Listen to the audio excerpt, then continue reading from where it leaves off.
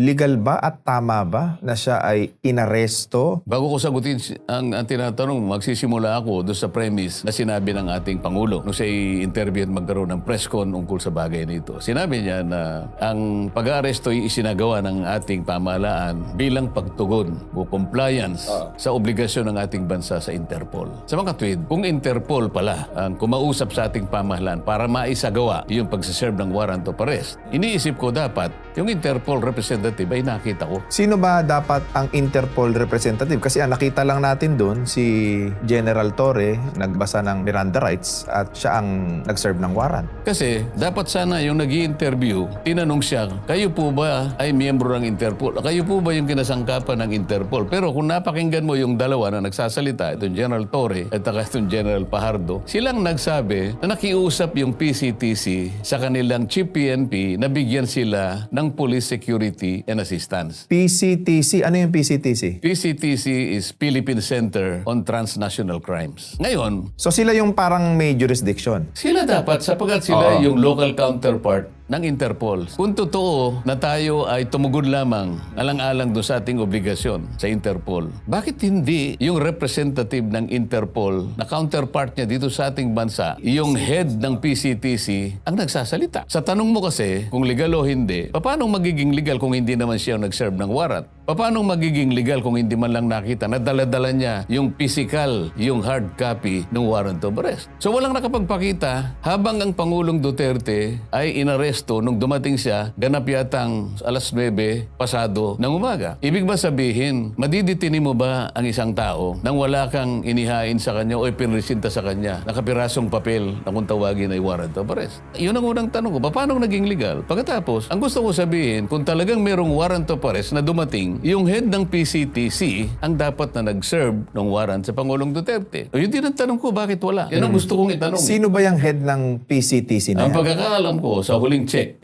na aking ginawa ay is a former general by the name of Anthony Alcantara. Tingnan mo yung website ng PCTC. Siya yung executive director. Ang gusto kong makita Sila para yung maging legal, authorized. para maging legal sapagkat we did this in compliance with our obligation to the Interpol. Considering the PCTC is the local counterpart, bakit ang pinaka-importanting tao na kinakailangang mag-serve ng warrant ay wala? At yung tao din na siyang dapat na nagbasa ng Miranda warnings sapagkat siyang nagsiserve ng warrant ay wala din. Illegal ang pagkakahuli kay Pangulong Duterte. O hindi nga nasunod eh. Alam mo kung bakit? Sapagkat merong isang kaugnay na responsibilidad sa ilalim din ng tuntunin ng ICC na sa aking palagay ay pilit nilang itinanggi. Ito yung Article 59. Which is? Ang isang tao na inaresto dito sa lugar, sa custodial estate. Ang custodial estate is Pilipinas. Dahil taga rito ang ating Pangulong inaresto. Sinasabi doon na the arrested person should be delivered promptly to the competent judicial authority. Sa maliwanag na pananalita, yung competent judicial authority, korte ng ating bansa. Kumo yung kanyang sinakyan at nang siya'y lumapag Pasay City, dapat sa RTC ng Quezon City, dinala ang Pangulong Duterte. Dapat dito muna sa hukuman natin. Ito yung hindi. Yun ang nakalagay sa Article 59. Competent Judicial Authority of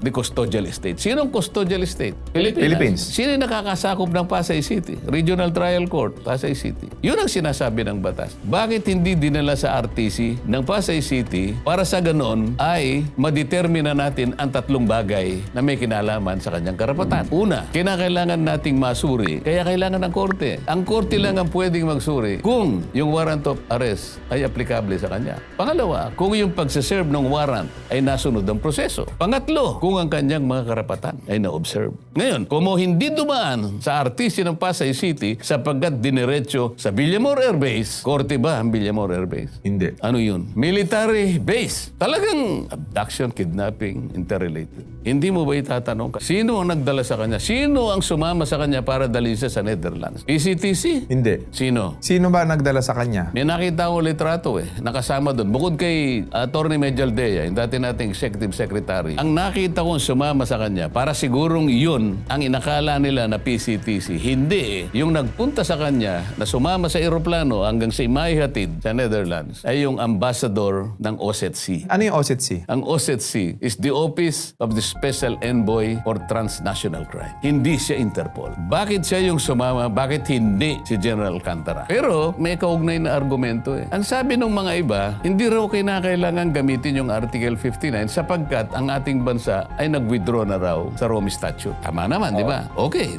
Edi ganito yung tanong ko sa kanya. Kung tayo nag-withdraw na, ba't nag-issue pa kayo ng warrant of arrest? The pendulum swindles both ways. Napakasimple. Hindi totoo yung argumento na yun.